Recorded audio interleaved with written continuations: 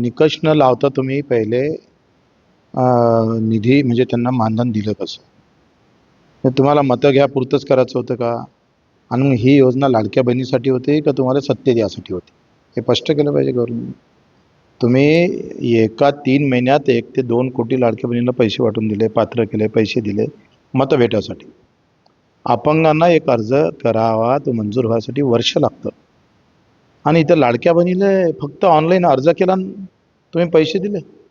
हा पैसे वसूल झाला पाहिजे ना. ज्या सरकारनं सरसकट लाडक्या बहिणीला पैसे देण्याचा जो निर्णय झाला, पात्र अपात्र न पाहता दिला आणि आता तुम्ही मतदान झाल्यानंतर जर तुम्ही अपात्र करत असाल, तर त्या लाडक्या बहिणीने रस्त्यावर यावं आणि सरळ सरळ हे चिटिंग आहे. ही फसवणूक आहे त्या लाडक्या बहिणीची. आणि दुसरीकडे तुम्ही एक सांगा, सोयाबीनच्या मागे ₹2000 भावाचे कमी दिले.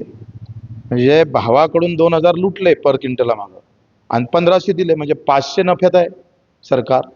या सगळ्या विचित्र अवस्थेमध्ये खरं तर आम्ही पाहतोय का व्यवस्थित सामान्य माणसाला घेरून आणि त्याला त्याची फसवणूक करून ही योजना ऐन निवडणुकीच्या तोंडावर काढून स्वतःच्या खिशातले पैसे देण्याच्या ऐवजी बजेटमधले पैसे देऊन मतदानाची केलेली व्यवस्थित जी काही तयारी केली आहे, याच्यावर निवडणूक आयोगानं खरं तर पारदर्शक चौकशी करणं गरजेचं आहे.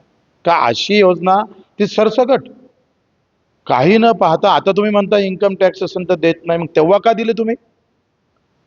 कोण जबाबदार आहे त्याला? ते पकडलं पाहिजे.